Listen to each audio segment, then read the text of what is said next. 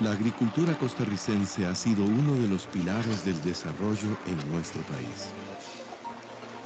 El sector agrícola abastece de alimentos a la población, genera divisas y demanda mano de obra.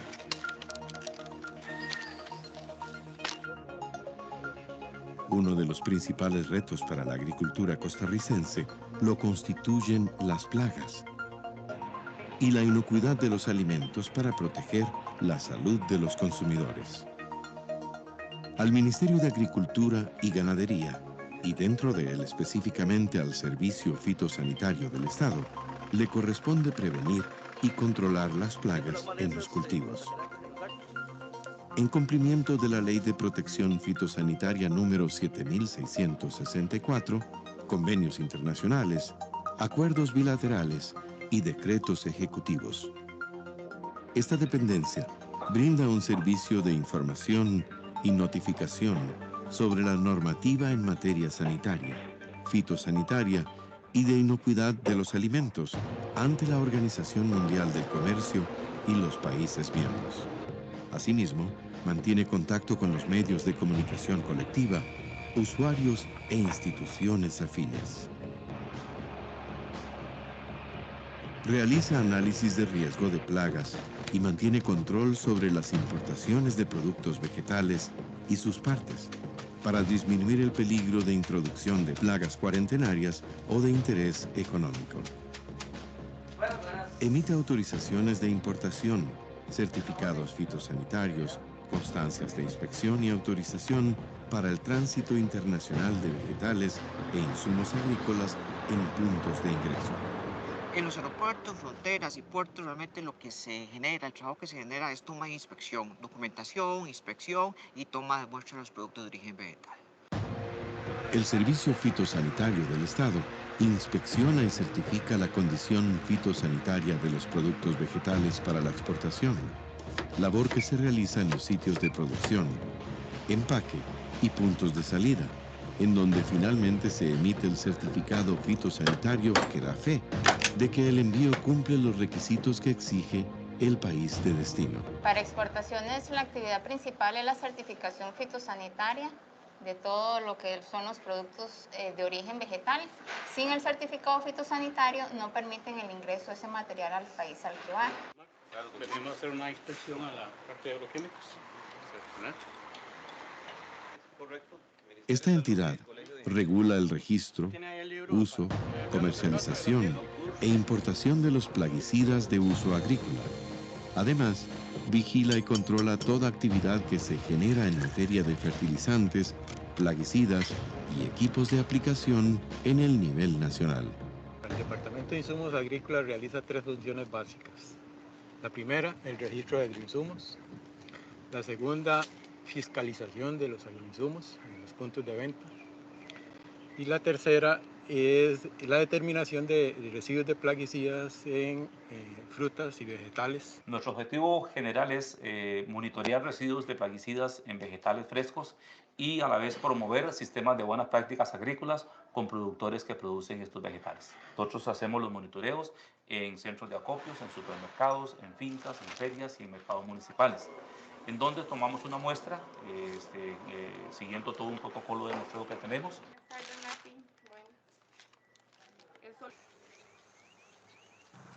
Es primordial la vigilancia y el control de plagas de importancia económica y cuarentenaria para evitar su introducción y dispersión en el territorio nacional o su entrada al país.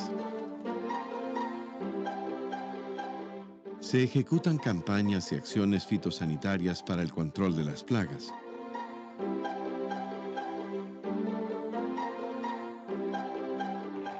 Por lo que se establecen cuarentenas internas con el fin de evitar su dispersión hacia áreas libres. Nuestro departamento realiza la función de vigilar la presencia o no de las plagas en el país, sobre todo de plagas cuarentenarias, que son plagas que limitan el comercio de nuestros productos en los mercados internacionales. La importancia de la vigilancia de las plagas no es solo mantener los mercados, sino proteger el patrimonio nacional.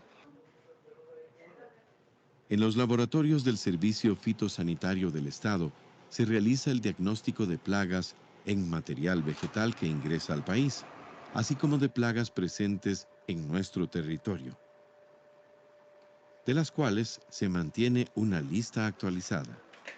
El laboratorio de diagnóstico de plagas está compuesto por 4 laboratorios, uno de entomología, fitopatología, nematología y biología molecular. También se llevan a cabo análisis para determinar residuos de plaguicidas en productos vegetales que se comercializan y se consumen en el país, tanto de producción nacional como importados. Igualmente en productos vegetales de exportación, en muestras de agua y suelo. Que se hace normalmente en el laboratorio es recibir muestras o matrices de vegetales y se analizan distintos grupos de plaguicidas. Entre ellos están los organoclorados, organofosforados, carbamatos y ditiocarbamatos. Con base en los resultados de los análisis, se determina si los agroquímicos cumplen con las normas de calidad exigidas. Para ello se comprueba la identidad y el contenido del ingrediente activo, así como las características físicas y químicas de las formulaciones de plaguicidas. Similar acción se lleva a cabo con los fertilizantes para determinar el contenido de los diferentes elementos e impurezas. Bueno, el Laboratorio de Control de Calidad de Sustancias de Uso Agrícola realiza análisis de plaguicidas y de fertilizantes para caracterizar las propiedades físicas y químicas de esos productos. El Servicio Fitosanitario del Estado lleva a cabo el proceso de acreditación y registro en agricultura orgánica que permite el desarrollo de un método alternativo de producción, compatible con el ambiente, pues no se utilizan insumos de origen sintético y se realizan prácticas agrícolas que conservan el suelo y la biodiversidad. Además, en cuanto a materiales transgénicos y otros organismos genéticamente modificados, se encarga de regular la importación, monitoreo, vigilancia, multiplicación, producción industrial, comercialización y su uso en la agricultura y sus subproductos. Bueno, el programa de biotecnología principalmente se dedica a las actividades regulatorias de una tecnología nueva de producción de comida, producción de mercancías, basado principalmente en el desarrollo de la ingeniería genética. Esta tecnología de producción permite en alguna medida disminuir el uso de sustancias tóxicas, contaminantes, y utilizar mecanismos de resistencia natural de las plantas, o utilizar mecanismos de tolerancia a ciertas sustancias químicas, lo que hace que los cultivos pues, se produzcan con mejores condiciones y con mayor rendimiento. Las acciones de vigilancia y el control que se realiza contribuyen a mantener el país libre de moscas cuarentenarias de la fruta y de establecer áreas, sitios y lugares de producción libres y de baja prevalencia de moscas de la fruta, utilizando el manejo integrado y la técnica del insecto estéril como métodos de control y erradicación que minimizan los efectos al ambiente. Las moscas de las frutas en nuestros países por condiciones climáticas son muy favorables para que ellas se establezcan. De ahí la importancia de establecer programas de vigilancia a nivel nacional para protegernos de lo que son las moscas cuarentenarias, y se establecen requisitos de igual forma para importar frutas y hortalizas de otros países que tienen este tipo de plaga. De esta forma, el Servicio Fitosanitario del Estado asegura la calidad de sus servicios, fomenta las exportaciones y contribuye con la protección de la salud humana y del ambiente.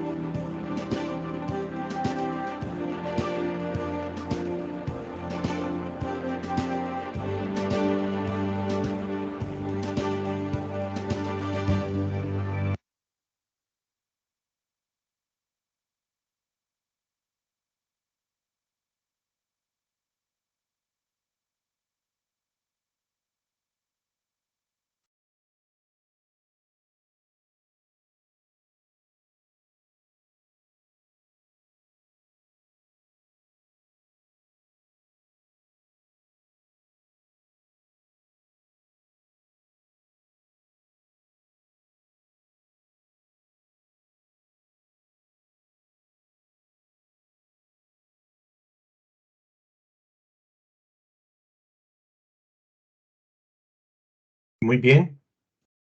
Bueno, es un video muy completo sobre las funciones que tiene el Servicio Fitosanitario del Estado y el acatamiento de la ley de protección fitosanitaria. Entonces, así, brevemente voy a hablar sobre algunos aspectos de la ley en cuanto a, por ejemplo, la introducción, el objetivo del reglamento y términos claves de los componentes de la ley fitosanitaria. Em, el objetivo de la ley fitosanitaria son definir las reglas necesarias para la interpretación y aplicación de la ley de protección fitosanitaria en Costa Rica. Además, se definen unos términos clave que se van a ir utilizando a lo largo del documento, que también son muy importantes, que se vayan incorporando en el lenguaje técnico que ustedes deben de ir desarrollando profesionalmente y demás, ¿verdad? Otro elemento importante es la identificación de plagas cuarentenales potenciales, como vimos en el video, criterios para definir una plaga como cuarentenal, información requerida para elaborar una ficha técnica de cada plaga. Eso es muy importante. En este apartado se identifican las plagas cuarentenales potenciales, ya sea individualmente o en asociación con una vía de entrada. También se establecen los criterios para definir una plaga como cuarentenal y se requieren información para elaborar esas fichas técnicas por cada plaga. Por ejemplo, el reglamento establece que o se identifican las plagas cuarentenales potenciales, como les decía, ya sea individualmente o en asociación con una vía de entrada, y se definen o se define la plaga como cuarentenal, sí, siguiendo una serie de criterios, como que la plaga no está presente en Costa Rica, o si está presente, está limitada a una zona restringida y se considera que su erradicación es factible. También que si la plaga es capaz de causar daño económico significativo a la agricultura o a la economía del país. Otro factor es que la plaga es capaz de propagarse rápidamente o ampliamente. Y da unas recomendaciones sobre elaboración de las fichas técnicas, eh, fundamentada con referencias técnicas, científicas y demás, en cuanto al nombre común de la plaga, en varios idiomas, el nombre científico de la plaga, los sinónimos, los hospederos, la distribución geográfica nacional y mundial, la biología de la plaga, el tipo de daño y la sintomatología que puede ocasionar en los cultivos, el ciclo de vida, la epidemiología y los hábitos. Entonces, toda esta información recopilada es fundamental para la evaluación del riesgo de plaga y para el manejo del riesgo de la misma. En la etapa 2, digámoslo así, la evaluación de riesgo de plaga se hace un análisis de la información obtenida en la etapa 1, la decisión de si la plaga tiene suficiente importancia económica y potencial de introducción para justificar medidas sanitarias. En esta etapa se consideran, como les dije, las plagas identificadas previamente y se evalúa cada una para determinar si se cumplen los criterios para definirlas como una plaga cuarentenal o no. Para realizar la evaluación de riesgos de plagas, como les dije, se analiza la información obtenida en la etapa anterior, la ficha técnica de la plaga, se considera sus aspectos geográficos, su biología, el tipo de daño que causan y su potencial propagación. Si la plaga se ajusta a la definición de plaga propiamente dicho, o plaga de importancia cuarentenal, se debe recurrir a la opinión de expertos para examinar la información obtenida y decidir si la plaga tiene suficiente importancia económica potencial y potencial de introducción, o sea, suficiente riesgo para que se justifiquen las medidas fitosanitarias. Si se determina que la plaga tiene suficiente importancia económica y potencial de introducción, se procederá con la siguiente etapa, que es el manejo del riesgo de la plaga. En esta etapa se establecen las medidas fitosanitarias necesarias para prevenir la introducción y propagación de la plaga en Costa Rica. El objetivo de esta etapa 3. Manejo de riesgo de plagas. Opciones para reducir los riesgos hasta un nivel aceptable. Monitoreo de la efectividad de las medidas fitosanitarias. Precisamente es el de proteger el área en peligro mediante la implementación de medidas fitosanitarias proporcionales al riesgo identificado en la evaluación de riesgos de plagas. Para reducir los riesgos hasta un nivel aceptable, se agrupan en una lista las opciones para el manejo de riesgos. Estas opciones se refieren en primer lugar a las vías de entrada y en particular a las condiciones para permitir la entrada de productos básicos. Se consideran factores como la identificación y eliminación de los puntos críticos de entrada de la plaga. También la implementación de medidas de control y erradicación de la plaga en caso de que se detecte su presencia. También medidas de prevención como la inspección y la certificación de los productos básicos antes de su entrada al país. Y también la implementación de medidas de mitigación, como la cuarentena de los productos básicos durante un periodo de tiempo determinado antes de su liberación al mercado.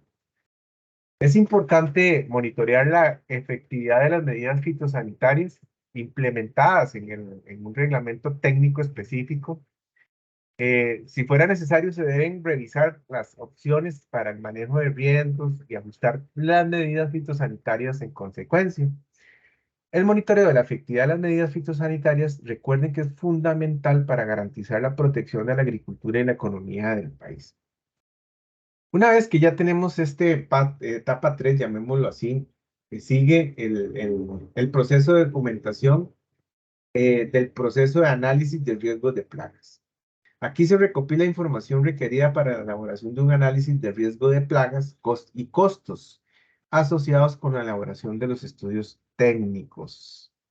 Para la elaboración de un análisis de riesgos de plagas, se requiere información como la identificación de la plaga cuarentenal potencial o asociada a una vía de entrada, la ficha técnica de la plaga, la información sobre la vía de entrada, la evaluación del riesgo de la plaga, las opciones para el manejo del riesgo y también los reglamentos técnicos específicos para la implementación de las medidas fitosanitarias. Se establecen los costos asociados con la elaboración del estudio técnico para la elaboración del análisis de riesgo de plagas y el servicio autorizado para la elaboración del análisis de riesgos de plagas puede cobrar por los costos en que se incurra en la elaboración de estudios técnicos necesarios para la elaboración del análisis de riesgos. Toda esta documentación necesaria para el análisis de riesgo incluye ficha técnica de la plaga, como les dije, evaluación de riesgos de la plaga, opciones para el manejo del riesgo y los reglamentos técnicos específicos para el tipo de plaga y cultivo. ¿Ok? Pues toda esta información o toda esta documentación es fundamental para garantizar la protección de la agricultura y de la economía del país. Bueno, importancia de la protección fitosanitaria en Costa Rica y rol del reglamento en la prevención de introducción y propagación de plagas cuarentenales. El reglamento de la Ley de Protección Fitosanitaria establece la conclusión y destaca también la importancia de la protección fitosanitaria en Costa Rica. La protección fitosanitaria es de gran importancia para el país, ya que depende de gran medida de la agricultura y la exportación de productos agrícolas. Por lo tanto, la introducción y propagación de plagas cuarentenales puede tener un impacto negativo en la economía del país y en la seguridad alimentaria de la población. Por lo tanto, este reglamento establece medidas fitosanitarias para prevenir la introducción y la propagación de plagas cuarentenales en Costa Rica. También se establecen los requisitos fitosanitarios para la importación y el ingreso de tránsito de productos básicos u otros capaces de propagar una plaga cuarentenal. Y establece el proceso de evaluación de riesgos de plagas y el manejo de riesgos para proteger el área en peligro. El reglamento garantiza entonces la producción y protección, más que todo, de la agricultura y la economía del país. ¿Ok? Muy bien.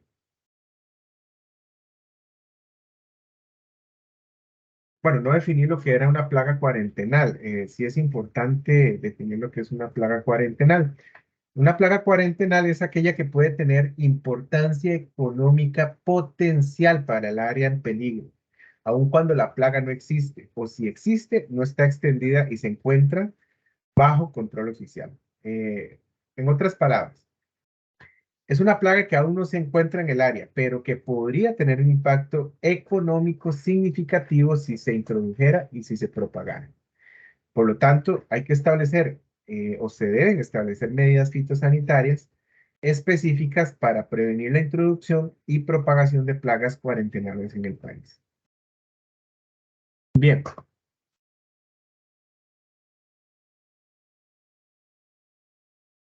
Ok, bueno, vamos a terminar aquí con el tema 5. Si hay alguna duda en cuanto alguna lecturita, algún tema específico del tema 5, me lo hacen saber por medio de la plataforma.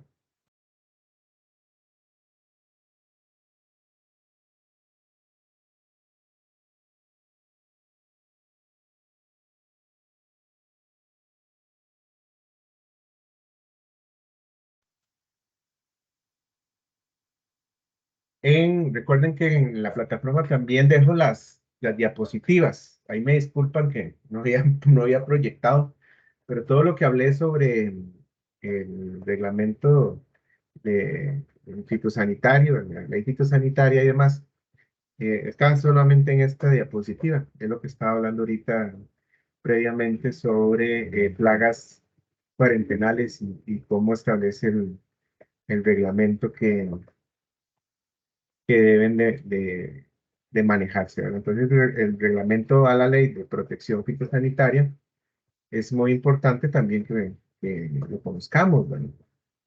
Bien, entonces les decía que el tema 6 abarca los aspectos de la producción y la legislación para el manejo de cosecha y post cosecha de carne y sus derivados. Vamos a ver qué establece la guía.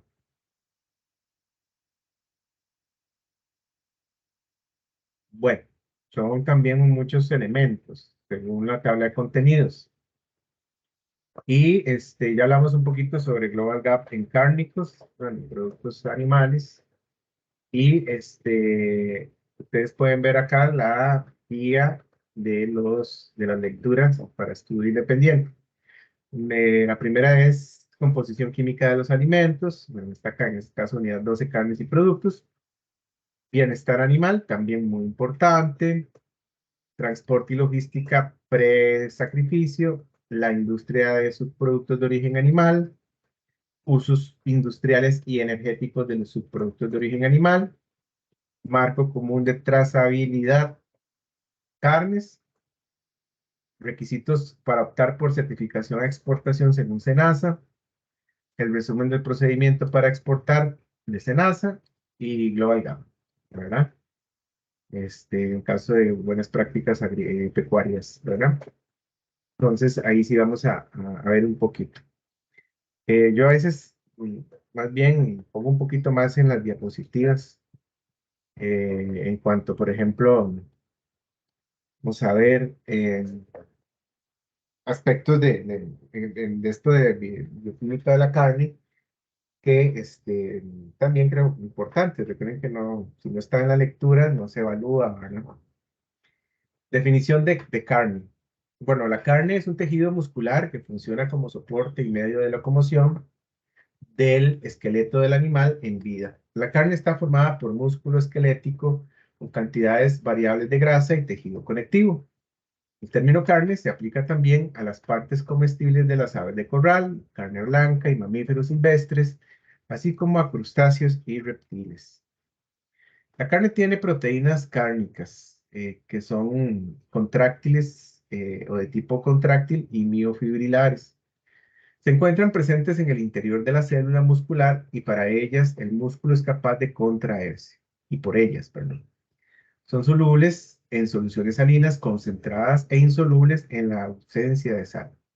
Esta propiedad se utiliza para elaborar productos emulsionados, como los embutidos. También hay proteínas sarcoplasmáticas, que son endocelulares e hidrosolubles. Proporcionan energía y capacidad para sintetizar las proteínas. Se encuentran en el fluido que se desprende de la carne durante el proceso de descongelación. Una de las más importantes es la mioglobina, ya que se asocia al color de la carne. También hay tejido conjuntivo. Su función es transmitir al esqueleto el movimiento que genera la contracción de las proteínas miofibrilares. Son duras y resistentes. En su composición predomina el colágeno. Este varía mucho del músculo a músculo. Al paso de los años, el colágeno se vuelve más duro, pero no disminuye su calidad. Esta es la razón por la cual la carne de animales viejos es más dura. Al deshidratarse, el colágeno se endurece, dándole propiedades para la protección de embutidos. La estructura de la carne. Bueno, aquí pueden ver que la carne magra está formada por una gran cantidad de fibras musculares. Las fibras musculares, como ven, son estructuras delgadas y muy largas, cubiertas por una delicada membrana transparente, el sarcolema. Entonces, aquí lo vemos, este es el sarcolema, y adentro tenemos las miofibrillas, ¿verdad? O las fibras musculares, ¿ok? En cuanto a la anatomía, el sarcómero es la estructura contráctil básica en el músculo, constituida por miofibrillas en un 70% de su volumen. Estas miofibrillas son la causa de la contracción en presencia de calcio. La célula muscular está rodeada de un tejido conjuntivo que contiene colágeno, conocido como endomisio. Aquí lo podemos ver igual. De la anatomía de la fibra muscular. El tejido conectivo, por su lado, indica que las fibras musculares, los huesos y la grasa de la carne se mantienen en su lugar por el tejido conectivo. Por tanto, el tejido conectivo de colágeno se encuentra en los tendones y une el músculo del hueso en la piel, en los huesos y en las dentinas de los dientes. La grasa es el componente más viable de las carnes procesadas. Afecta directamente al sabor, la textura, la vida útil y el beneficio de la misma. Los lípidos más abundantes son los triglicéridos. La energía mecánica derivada del proceso de picado, por ejemplo, en cúter o en emulsiones, y la grasa de cerdo es más susceptible a oxidarse que la de vacuno o ovino. Al oxidarse también se le conoce como rancidez. A eso se le llama oxidación, o rancidez de las grasas. Se le llama también oxidación. Los aceleradores de rancidez son, por ejemplo, variables como altas temperaturas, bacterias, metales pesados, el sodio, la luz, etc. Existen antioxidantes que se utilizan para evitar la oxidación o la rancidez de las grasas, que son, por ejemplo, el anosol hidroxibutilado o BHA y el galato de propilo. Son algunos de los antioxidantes utilizados para las grasas. La carne presenta una modificación después del sacrificio. Cuando se produce la muerte del animal, se rompe el equilibrio dinámico existente en el músculo vivo, por lo que se producen cambios biofísicos y químicos en la carne. El primero es la rigidez cadavérica o rigor mortis. Es la última reacción vital de los músculos que mueren y en el que aparecen rígidos e inflexibles y los miembros apendiculares no consienten el encogimiento pasivo. El rigor mortis es un signo reconocible de muerte que es causado por un cambio químico en los músculos que causa un estado de rigidez e inflexibilidad en las extremidades y una dificultad para mover o manipular el cadáver. A una temperatura normal, el rigor mortis puede aparecer a las 3 o 4 horas, después de la muerte clínica y el rigor suele tener un efecto completo sobre las 12 horas. ¿Cuáles son las características principales del rigor mortis en la carne? Por ejemplo, hay un descenso del pH de 7.3 a 5.4, hay disminución de la capacidad fijadora del agua, también de la resistencia eléctrica y aumento de la aptitud para el curado, hay una alteración del color de la carne y una disminución del ATP. En cuanto a maduración de la carne, estamos hablando de rigidez cadavérica, ahora con maduración de la carne. Este segundo estado es en el que la carne adquiere un olor y sabor aromáticos, ligeramente ácidos. La carne se reblandece y se torna jugosa. Hay entonces una desaparición de la rigidez cadavérica y un ablandamiento de la carne. Estas características en cuanto a maduración, la carne aumenta un pH de 5.4 a 6 y hay un aumento en la capacidad fijadora del agua. Lo más importante en la maduración es la relación pH y temperatura de la canal. Según el tiempo que tarde en disminuir el pH, tendremos carne normal. También puede ser la carne conocida como carne PSE, que es por sus siglas en inglés de pálida, suave y exudativa.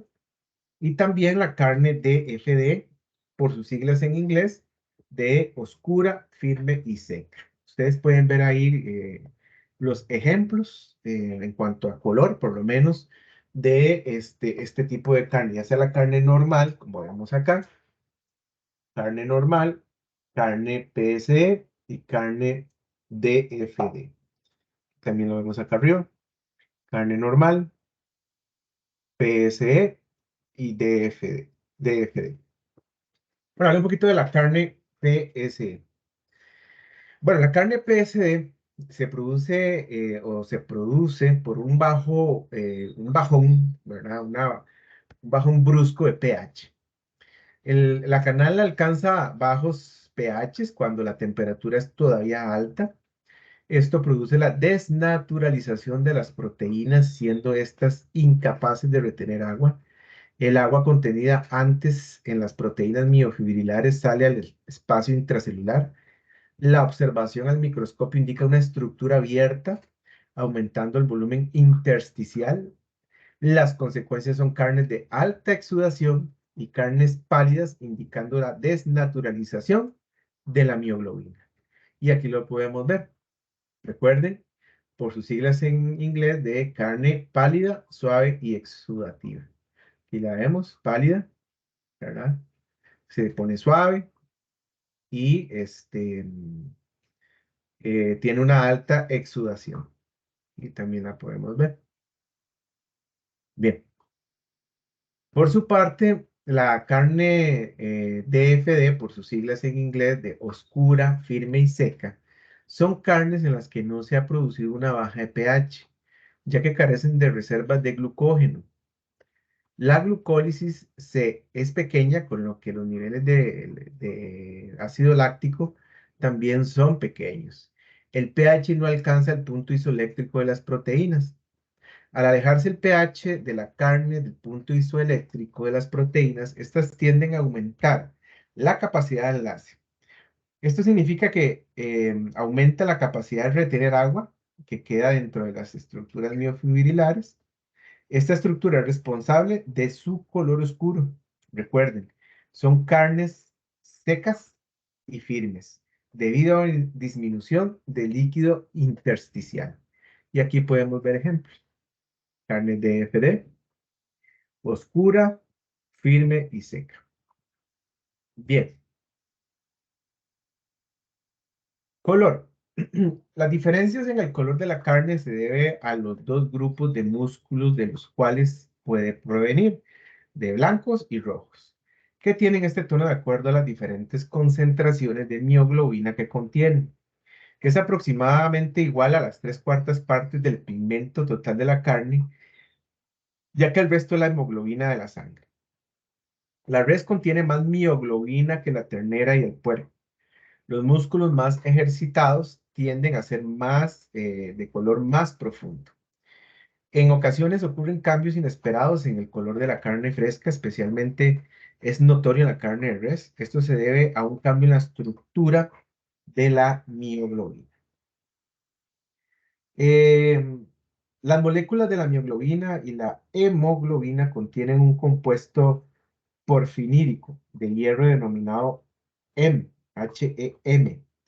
El HEM está formado por 4 grupos pirólicos unidos para formar un anillo porfirínico, como se muestra aquí. Y podemos ver en el esquema. Y aquí podemos ver 3 tipos de carne, según las moléculas de mioglobina que lo componen. Tenemos color rojo brillante o oximioglobina. Lo podemos ver acá. Y puse 3 figuras, 3 figuras para que vieran. Oximioglobina, color rojo vivo. Este se debe a la combinación de la mioglobina y que se oxida rápidamente con el oxígeno. Y produce esa coloración rojo brillante. También tenemos el color rojo púrpura o mioglobina. Se debe a que el fierro, ¿verdad?, se encuentra en su forma reducida F más 2. Y también es el que va a formar entonces de oximioglobina. Deoximioglobina. ¿Ok? Y también tenemos la formación de metamioglobina, que produce una coloración café por un contacto prolongado con oxígeno tomando color pardo. Pues aquí podemos ver el color pardo que va a generar esta oxidación, oxidorreducción de, de la carne, de la mioglobina, y se va a reducir aún más en una molécula de hierro más 3, ¿verdad? Entonces aquí podemos ver los 3 tipos de cambios que puede tener la carne en cuanto a color según la mioglobina, ¿verdad? Muy bien.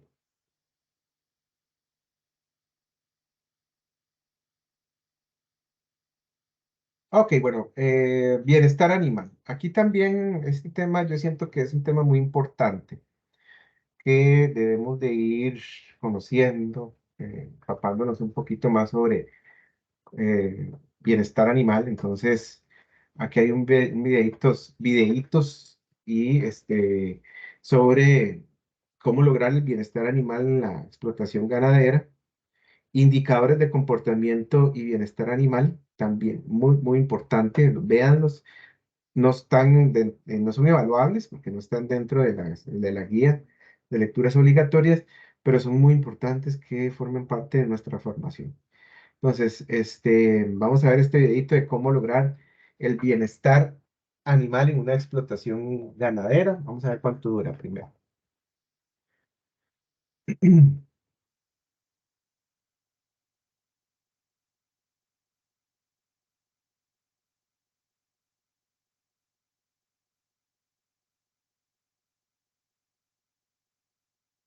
No, ese dura mucho, entonces véanlo en la casita y vamos a ver este que tengo aquí. Este sí dura 4 minutos.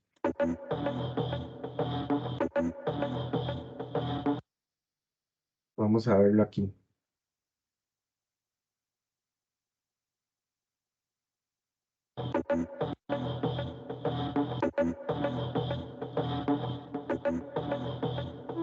¿Qué es el bienestar animal?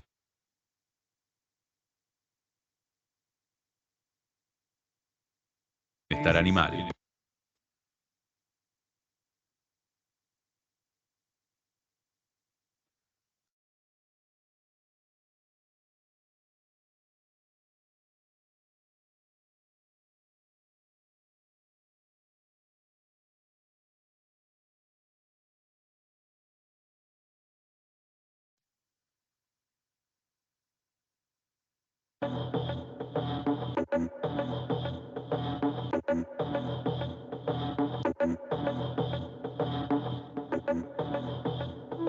¿Qué es el bienestar animal?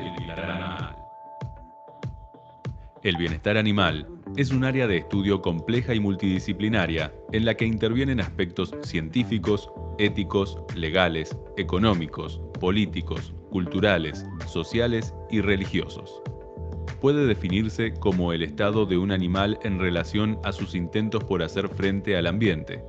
Esto significa que las condiciones del ambiente en el que se encuentren los animales influirán directamente en su bienestar a 3 niveles: el funcionamiento biológico, el comportamiento, los estados afectivos, confort, placer, satisfacción, sufrimiento, dolor, frustración, etc. La salud animal es un componente esencial del bienestar de los animales, pero no es el único.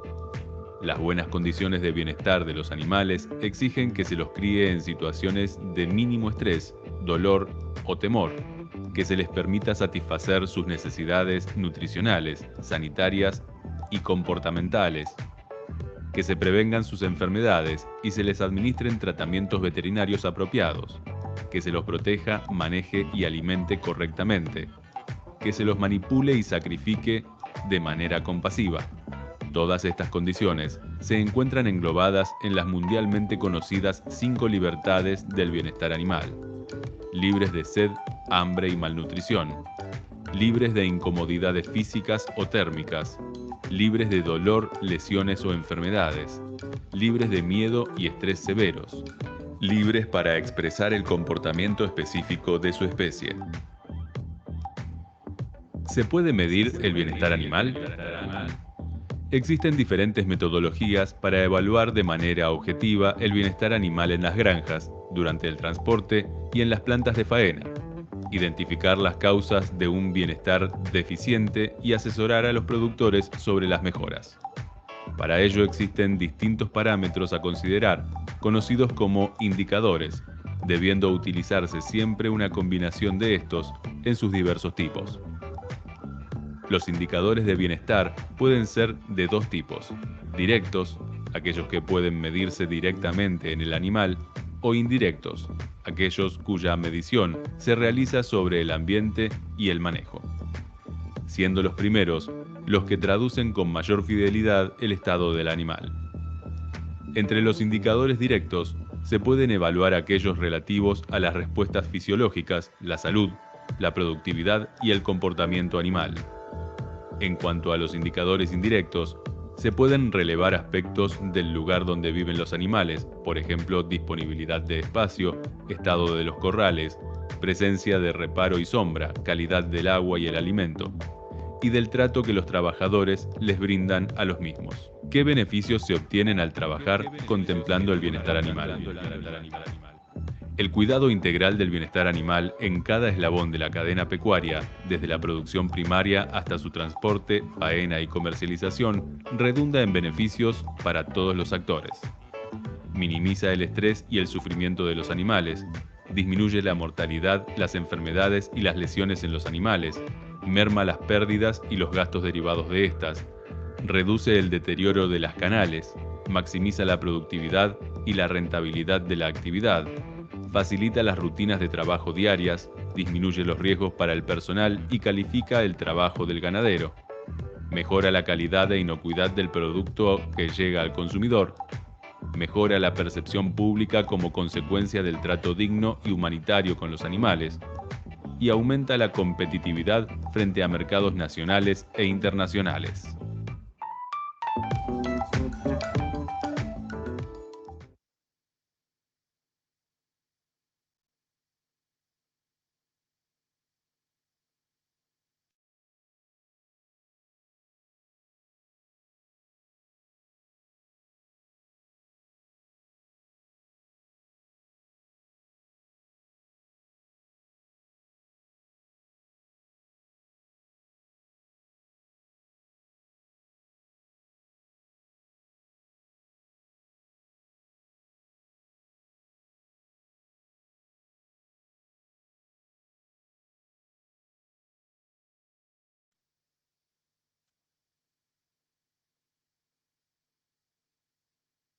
Bueno, con respecto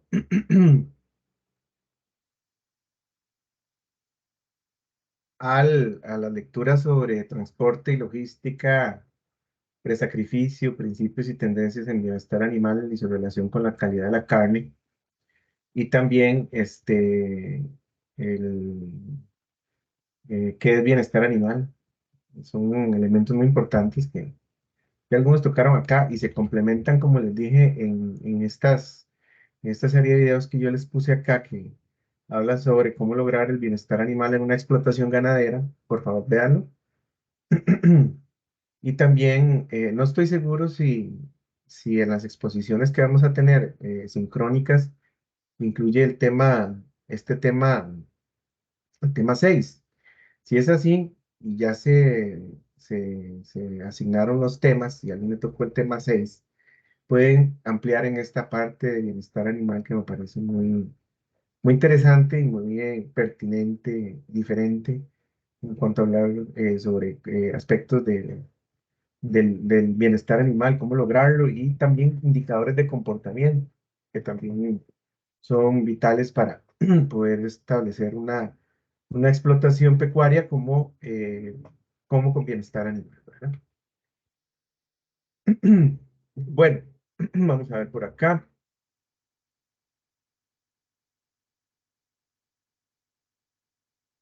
Eh, bueno, aquí la lectura habla sobre la definición, vamos a poner el puntero, sobre la definición de logística presacrificio e importancia del bienestar animal y la calidad de carne en la logística presacrificio. Bueno, la logística presacrificio se refiere a todas las etapas involucradas en el transporte, manejo y gestión de los animales, desde la granja hasta el matadero. Esta logística es esencial para garantizar la seguridad y la calidad de la carne que se produce. Es vital.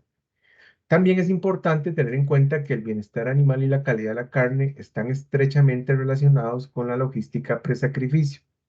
Como vimos en el video, el estrés que experimentan los animales durante el transporte y manejo puede tener un impacto negativo en su bienestar y por lo tanto en la calidad de la carne que se produce. Por eso es fundamental que se preste atención a la logística presacrificio para garantizar el bienestar animal y la calidad de la carne. También habla sobre las etapas de logística presacrificio, ya sea en el transporte desde la granja hasta el matadero, el manejo y gestión durante el transporte y los controles durante la llegada y descarga del matadero. La logística presacrificio se compone en varias etapas que son cruciales para garantizar el bienestar animal y la calidad de la carne. Las etapas incluyen primero el transporte desde la granja hasta el matadero. Durante este proceso es importante asegurarse de que los animales estén cómodos y seguros para minimizar el estrés y prevenir lesiones. Luego el manejo durante el transporte. Durante el transporte es importante que los animales sean manejados adecuadamente para minimizar el estrés y prevenir lesiones. Esto incluye asegurarse que los animales tengan suficiente espacio, ventilación adecuada y acceso a agua y comida.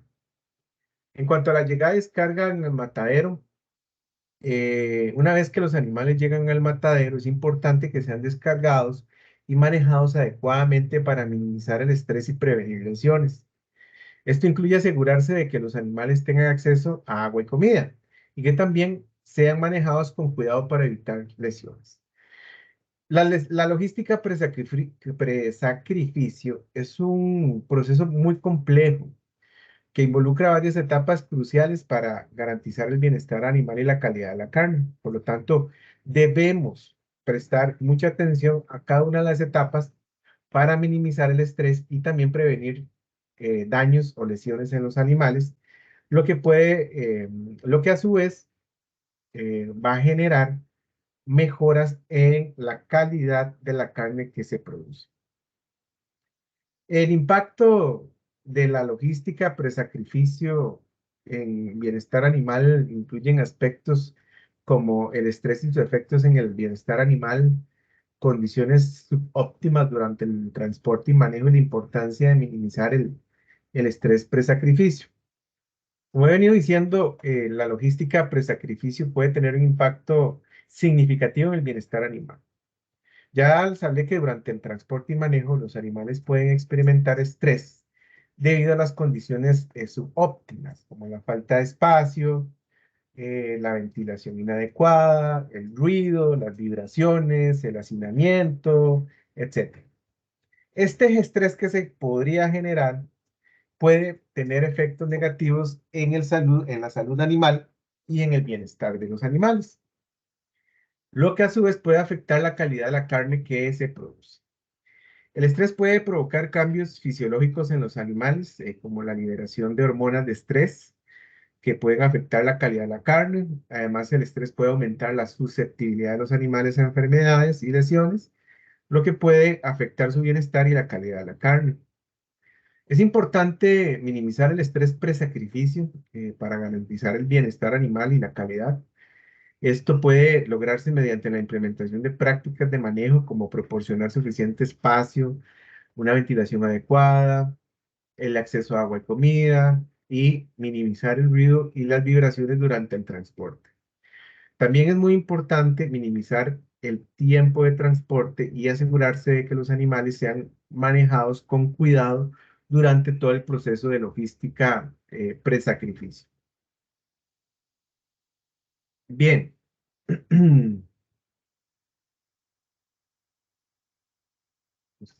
Acá. Bueno, el impacto de la logística presacrificio en la calidad de la carne. Bueno, ya vimos la relación entre el estrés presacrificio y la calidad de la carne.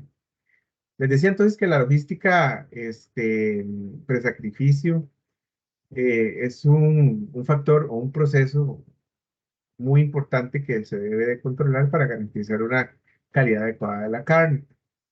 El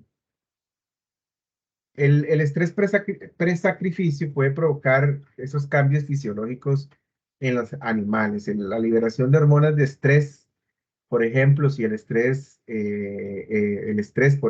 puede provocar la acumulación de ácido láctico en los músculos, lo que puede afectar la textura y el sabor de la carne. Ya vimos anteriormente brevemente sobre la bioquímica de la carne, cómo el pH, ¿verdad? Puede afectar la calidad de la carne de alguna manera. Además, el transporte y manejo inadecuados puede producir lesiones y demás que pueden provocar hematomas y contusiones en la carne, lo que puede afectar la apariencia y calidad. Aspectos, como ya les mencioné, ventilación, agua, alimento, eliminación de ruido y vibraciones. Esto va a ayudar significativamente a tener un bienestar animal más pertinente. En cuanto a herramientas de evaluación y toma de decisiones, la lectura hablaba sobre sistemas para evaluar el bienestar animal durante el transporte. Existen diversas herramientas y protocolos para evaluar el bienestar animal durante el transporte, como el sistema de evaluación de bienestar animal en transporte y el sistema de evaluación de bienestar animal en transporte de la Unión Europea, que son estándares que se utilizan. La misma Global Gap tiene elementos para garantizar el bienestar animal en procesos como el presacrificio. Estos sistemas permiten evaluar el bienestar animal durante el transporte y tomar decisiones oportunas para minimizar el estrés y prevenirlo. También existen protocolos para minimizar el estrés presacrificio. Es importante implementar protocolos para minimizar el estrés presacrificio, como proporcionar suficiente espacio, como les dije, ventilación, agua y alimento, ruido y eliminación de vibraciones, y el tiempo, ¿verdad? La minimización del tiempo de transporte también es un factor elemental. Y en cuanto a la importancia de la toma de decisiones efectiva en la logística presacrificio, es importante que se generen o la toma de decisiones sea la más efectiva posible. Esto puede ayudar a minimizar el estrés pre-sacrificio y mejorar el bienestar animal en general. ¿Okay? Esto implica evaluar los riesgos potenciales que puedan suceder durante el proceso y marcar los beneficios de diferentes prácticas de manejo y transporte y tomar decisiones informadas para minimizar el estrés y prevenir lesiones. ¿Bien? Bueno, en cuanto a la importancia de priorizar el bienestar animal y la calidad de la carne en logística pre-sacrificio. La logística pre-sacrificio, como hemos venido hablando, es un aspecto crítico en la producción de carne de calidad y puede tener un impacto significativo en el bienestar animal y la calidad de la carne. Por lo tanto, es importante priorizar el bienestar animal y la calidad de la carne en la logística pre-sacrificio y desarrollar herramientas y protocolos efectivos para minimizar el estrés pre-sacrificio y también prevenir lesiones en los animales.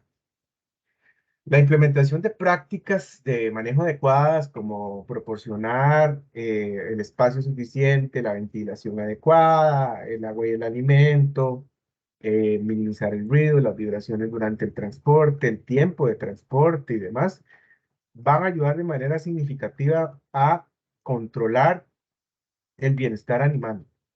Además, es importante continuar investigando y desarrollando en esta área para mejorar la logística pre-sacrificio y garantizar el bienestar animal y la calidad de la carne. Esto implica la evaluación constante de riesgos y beneficios de diferentes prácticas de manejo y transporte y tomar decisiones informadas para minimizar el estrés y prevenir lesiones en los animales. Muy bien.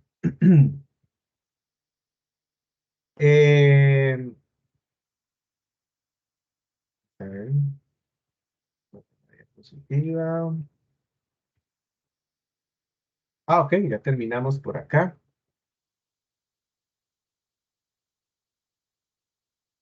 Bien. Ok, bueno, vamos a ver. Bienestar animal. Esta lectura sobre la industria de subproductos de origen animal, usos industriales y energéticos de los subproductos de origen animal. Léanlas también, son importantes. Aquí se hablan sobre técnicas para el aprovechamiento de subproductos de origen animal, alternativas que se utilizan, y también otros usos industriales y energéticos de subproductos de origen animal. Esto va a ayudar de una manera significativa a reducir desperdicios y demás que bastante se producen en la industria carne. Requisitos para optar un certificado exportador. Aquí los vemos. Esto es lo que viene en la guía sobre requisitos para optar por el certificado exportador, según SENASA.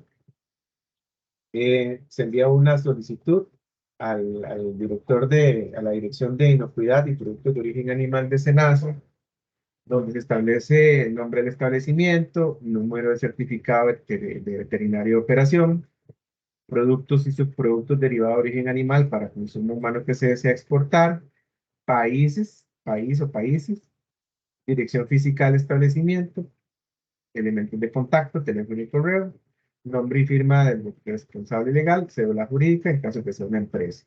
¿Verdad? Y dependiendo del interesado, juntar la solicitud de los siguientes requisitos. Entonces, programas, prerequisitos previos. Esto según los códex alimentarios, el documento de principio general de higiene de los alimentos. Todos los programas prerequisitos. Los piden para todos, excepto el trasiego marítimo, eso es oficial. El HACCP lo piden para contenido mínimo de origen animal, para todos los demás establecimientos. Esto incluye plantas de sacrificio, deshuese, procesados, cárnicos, procesados lácteos, médico veterinario inspector inscrito en el colegio, copia del permiso de funcionamiento del Ministerio de Salud, y copia del comprobante de pago de la autorización de establecimiento para exportación de productos de origen animal para consumo. Como les dije, esto está basado, obviamente, hay legislación asociada, y sería importante que ustedes vayan a la página de SENASA a ver si los requisitos han variado, porque creo que esto ya está un poquito viejo, ya eso fue a partir del 2015, quizás hay alguna versión nueva. Si es así, sería interesante que lo analizaran desde su punto de vista. Y después, el resumen para exportar también viene acá. también versión 1 del 2015, ya está un poquito bien. Y aquí en el procedimiento, ¿verdad? Inicio, solicitud de información para exportar, SENASA, optar por la certificación de exportador, se habilita habilitación por autoridad competente, confección de documentos oficiales de exportación, se eleva a Procomer, se despacha la exportación y se hace la documentación. Bueno, es como el diagrama de flujo del procedimiento para exportar productos de origen animal. Pues bien, bueno, ahí les dejo la